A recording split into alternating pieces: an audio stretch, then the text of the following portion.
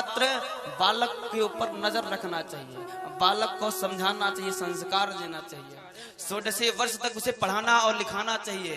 और 16 वर्ष के बाद जब ऊपर हो जाए तुझे अपना मित्र बना लेना चाहिए। नहीं तो अगर तुम उसे बालक समझ करके समझाओगे और कहीं एक आध बार हाथ उठा दिए तो महाराज 16 वर्ष के बाद वो कहीं वो हाथ दोबारा घूम के तुम्हारे ऊपर ना आ जाए, क्योंकि बालक बड़ा हो गया है। अब मित्र बना करके रखो तो कभी भी तुम्हें नुकसान नहीं पहुंचाएगा। ये शास्त्र कहता है कि 10 वर्ष तक बालक को जैसे मर्जी वैसे मोड़ दो, 16 वर्ष तक विद्यार्थी को जितना मर्जी उतना पढ़ा लो, उतना समझा लो, लेकिन 16 वर्ष के बाद जब ऊपर हो जाए तो उसे अपना मित्र बना लो, अन्यथा सारी बात सारी राज तुमसे छुपा के रखेगा। एक दिन ऐसा आएगा जब वो राज खुलेगा तो तुम्हारे पैरों के नीचे से जमीन खिसक जाएगी।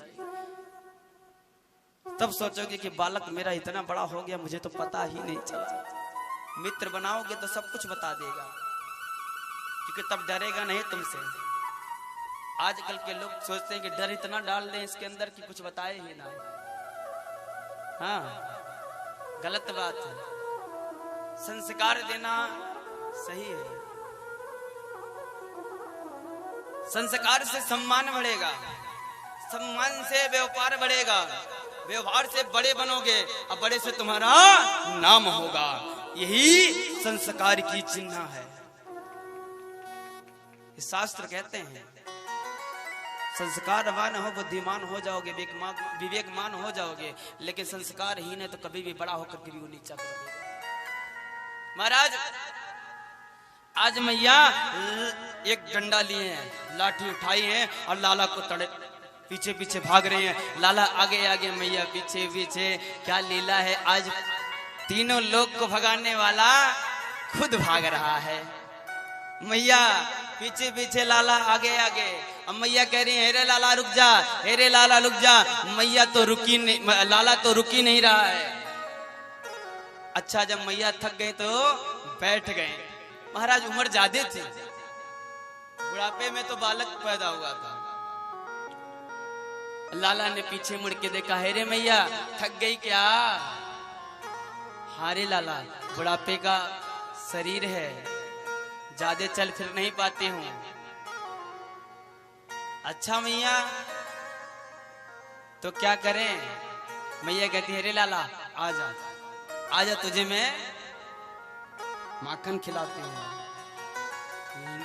भगवान कहते हैं मैं नहीं आ रहा हूँ, मैं तो जान रहा हूँ मुझे तू माखन नहीं खिलाएगी, तू तो और कुछ ही खिलाने वाली है, इसलिए मैं आने वाला नहीं हूँ। भगवान बार बार मैया कह रहे हैं, मैया कह रहे हैं लाला आजा, मारूंगी नहीं तेरी आरती उतारूंगी।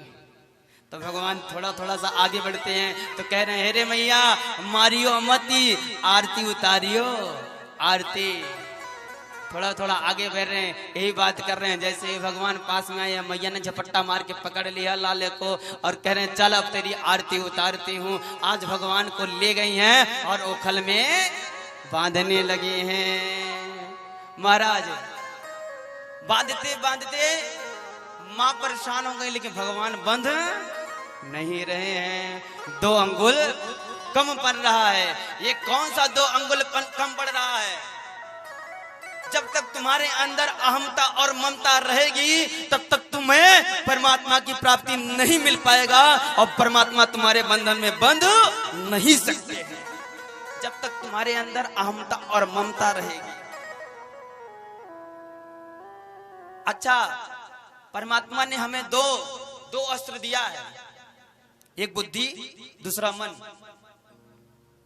जब परमात्मा हमें इस दुनिया में भेजते हैं तो 2 चीज देते हैं, मन और बुद्धि। भगवान पूछते हैं भगवान से कि दोनों का अर्थ बताइए क्या क्या है। भगवान ने कहा देखो, बुद्धि तुम्हें इसलिए दिया जाता है कि तुम संसार में बुद्धि के तरीके से जी सको, बुद्धि हर जगह लगा करके हर चीज को समझ सको। लेकिन मन किस लिए दिया जाता है? भगवान कहते हैं देखो, बुद्धि दिया जाता है दुनिया में लगाने के लिए और मन दिया जाता है मुझ में लगाने के लिए। लेकिन महाराज लोग गलत कर देते हैं, मन दुनिया में लगाते हैं और बुद्धि भगवान में लगाने लगते हैं। आजकल लोग बुद्धि भगवान में लगाते हैं, मन दुनिया में लगा लेते हैं। हाय, मैंने वो गाड़ी देखा, उस पर मेरा मन आ गया।